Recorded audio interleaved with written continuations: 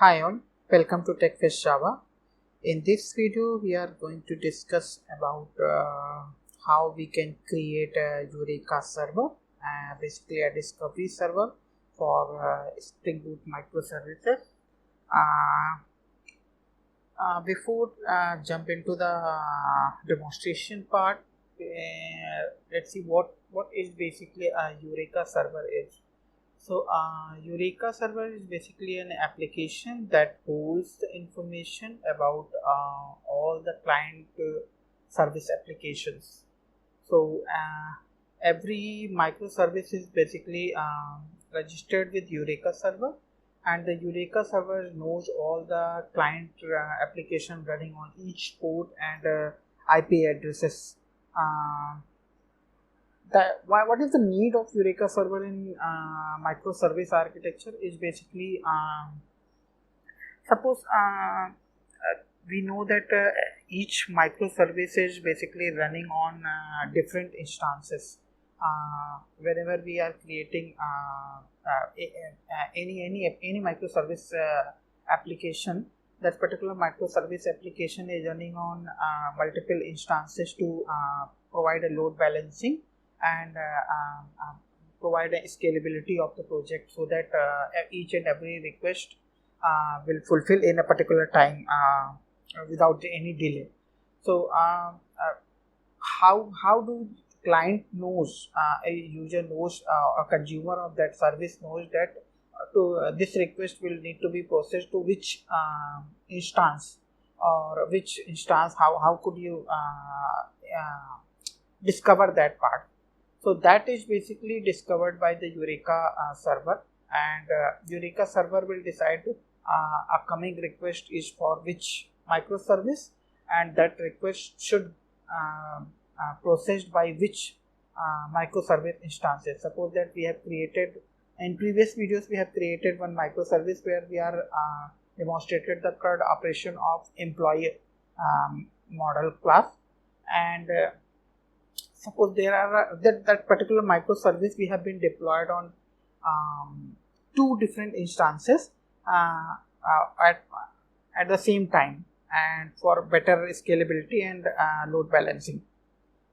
So one is for running a particular port, suppose 9091, and other is running on particular port, suppose 9092. The same application is running on two different ports or two different IPs. So at a time, user who is consuming that web service, that microservice, is basically not knowing about that at which port the request should go and which port we need to process that request. So that is basically flexibility provided by Eureka server. So each microservice will be basically registered with this Eureka server, and Eureka server will decide that on which port and IP that particular requests need to be sent for processing. That is basically Eureka server role. It is basically Spring Cloud provided functionality. So let's just try to demonstrate that how we can create a Eureka server, and then later we will see that how we can register our microservices with Eureka server for that. So I am taking an example of both these REST API services which we have created, like consumer and producer service, basically the employee data service, and in previous videos we have also demonstrated that how do we consume those services using REST templates. So that is also become a microservice. So these two microservices we are going to register with the Eureka server. For that, first we need to create a Eureka server. So in this video we are covering that part only, how do we create the Eureka server. So for that I am going to create one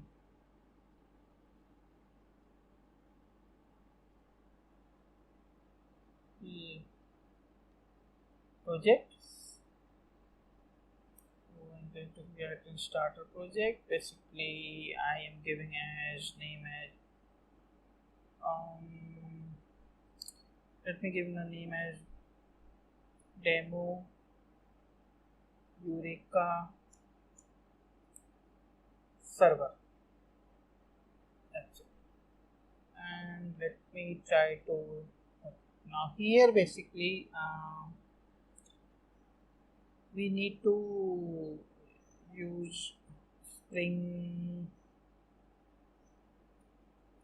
Cloud, and let me see what or I just simply write it Eureka dependency. Yeah, so this is the Eureka dependency. I have to add this one, and let me just quickly finish this. Okay, now the project is coming. All the dependencies are now importing. So let's just finish this and then we will start on this. How do we create that Eureka server?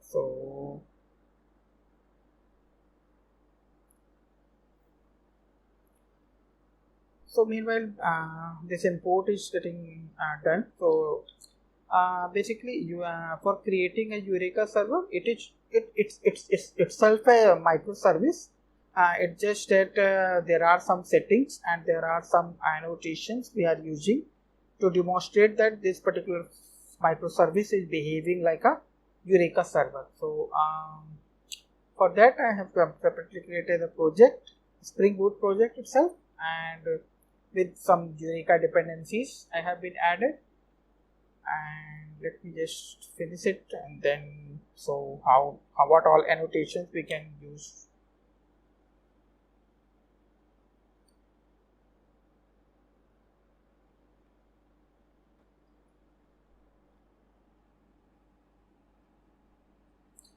Okay, so imports is done now, and my project is also built. So let me just quickly see that what all things have been created. Create a main class, resource file, and form.xml. Let me just open the code part, and let me just try to paste this version related thing so that this error would be resolved.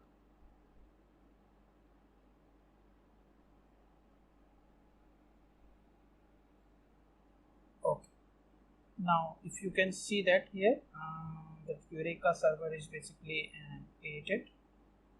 The Spring Cloud related dependencies being added. Okay, let me just quickly start this app, and here this application need to be enabled the Eureka server by using annotation. So let me just do it that.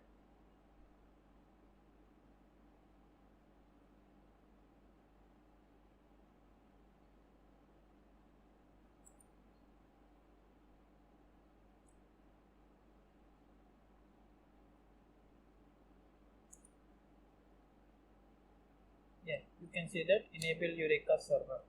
So this is the annotation which we have to put it on particular microservice main class. Now this particular microservice is behave like a Eureka server. Eureka server is basically registering by default in cloud, but we need to put some properties in the application.properties file. So let me just quickly define those properties. Okay.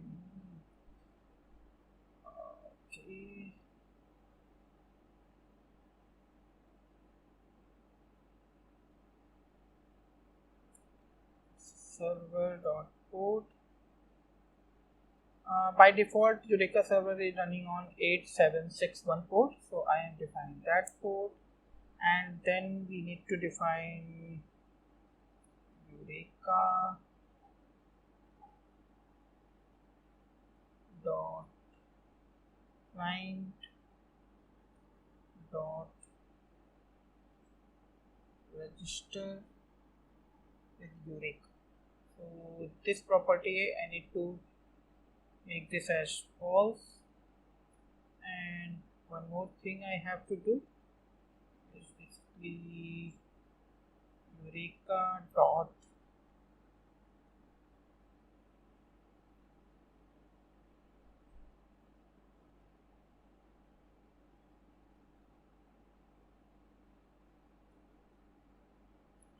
client dot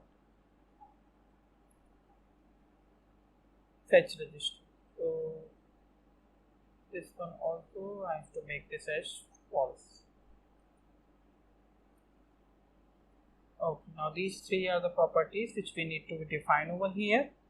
And now this particular microservice now behave like a Eureka server. So two ways to start this service. Either we can build this service using maven command and then execute that jar which is created from maven command. So that is the way, and because I'm using IDE, so I am just demonstrating from here itself. Let me just restart this service.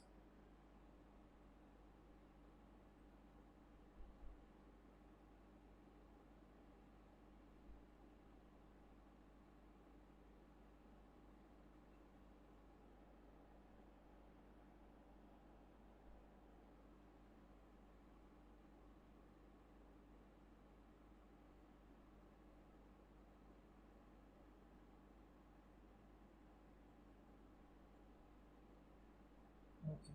Now you can see that the port number is 8761 and this is gets started. So let me try to hit that URL. Just opening a new browser tab.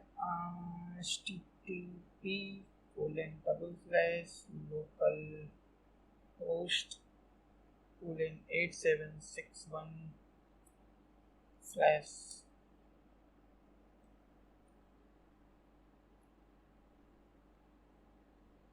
yeah, you can see that this is the Eureka byte page, and if you can see that now this